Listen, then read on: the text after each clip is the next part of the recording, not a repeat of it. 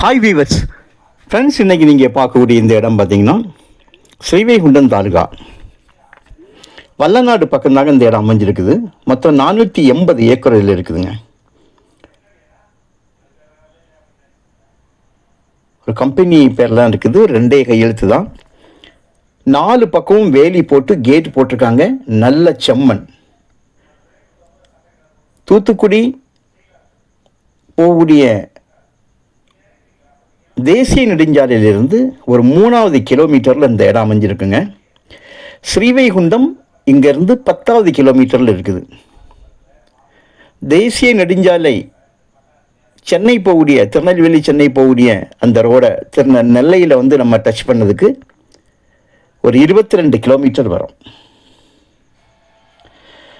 Road முகப்பு 1000 அடிக்கு மேலாக ரோடு முகப்பு.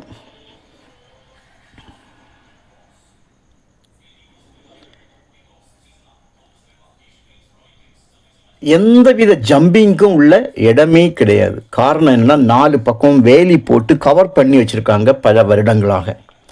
எந்த ஒரு விஷயம் இருந்தாலும் இது இதுக்குள்ளே வெளியாகியிருக்கும்.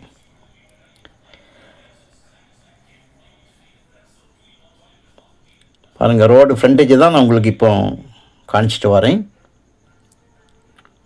அழகான வேலி போட்டிருக்காங்க. தூரத்தில் பாருங்கள், அந்த இடத்துல ஆள் குடி இருக்குது. தூரத்தில் கட்டடம் தெரியுது பாருங்கள், அந்த இடத்துல ஆட்கள் குடியிருக்காங்க. ஒரு ஏக்கருக்கு 18 லட்சம் ரூபா, ஒரு சென்டோட விலை 18,000 ரூபா கேட்காங்க. இது 4-வே பக்கம் இருக்கிறதுனால.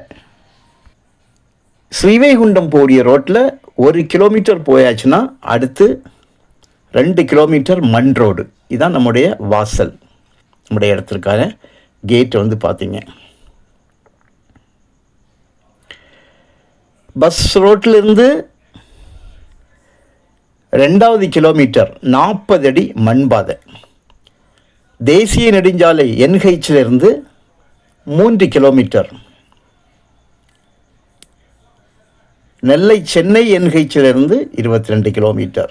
ஸ்ரீவைகுண்டத்துக்கு 10 கிலோமீட்டர். பக்கத்தில் கம்ப்ளீட்டாக அந்த 2 கிலோமீட்டரும் வீட்டு மனைகளாக தான் போட்டிருப்பாங்க. ஸோ தேவையானால் கால் பண்ணுங்கள்.